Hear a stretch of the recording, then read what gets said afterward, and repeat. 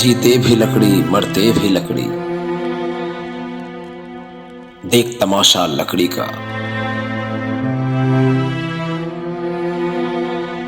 क्या जीवन क्या मरण कबीरा, खेल रचाया लकड़ी का।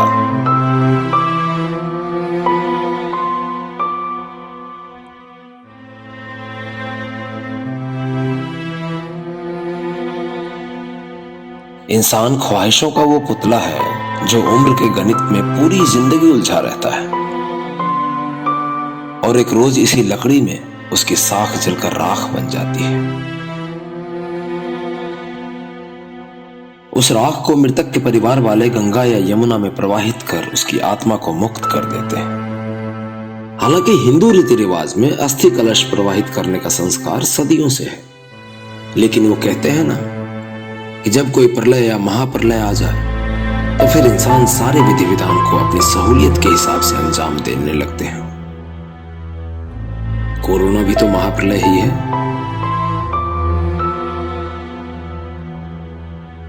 और इस महाप्रलय में इंसान अपने स्वार्थ तले अपनों का जिक्र और फिक्र करना भूलने लगे हैं।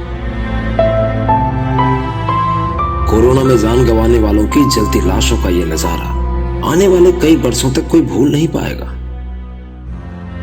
लेकिन हाँ, अगर कोई कुछ भूल गया है तो ये अस्थियां हैं जो खिड़की में लटके लटके अपनों का इंतजार कर रही है। वो अस्थि लेने नहीं आए। कोरोना का डर लोगों में इतना भय पैदा हो गया कि यहाँ अब 1 तारीख से अब तक के लिए 400 के करीब संस्कार हुए। कुछ लोग ऐसे थे कि वो ये भी कहते कि आप हमारे आदमी का संस्कार आप ही कराओ। मुक्ति और मोक्ष के चक्कर में उलझे इन अस्थियों का पता नहीं कि कब उन्हें गंगा या यमुना की धारा नसीब होगी।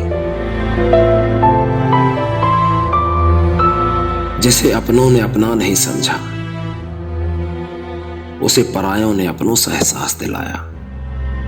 न जाने कौन होगा वो जिसकी चिता अभी अभी चली है। अब जरा सोचिए, यही तो असली हकीकत है हमारी और आपकी।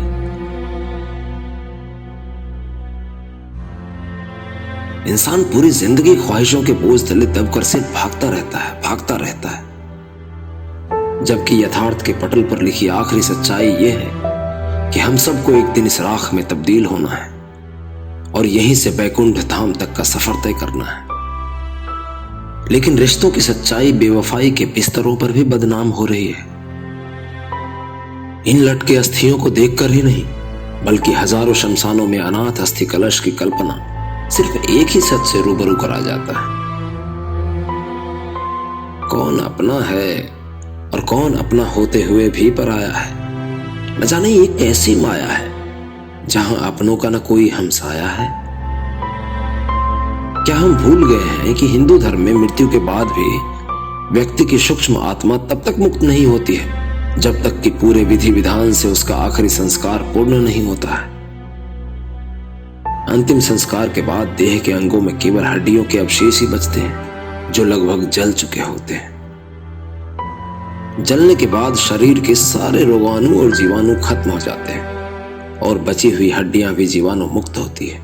इनके छूने या इन्हें घर लाने से किसी प्रकार की हानि का डर नहीं होता है।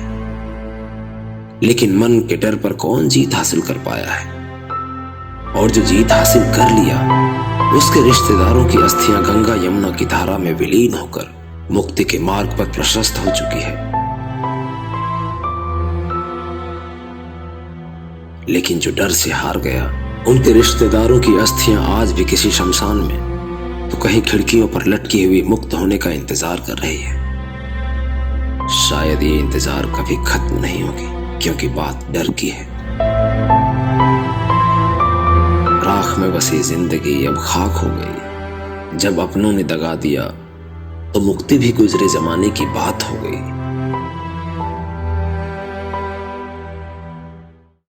बस इतनी सी ही कहानी थी।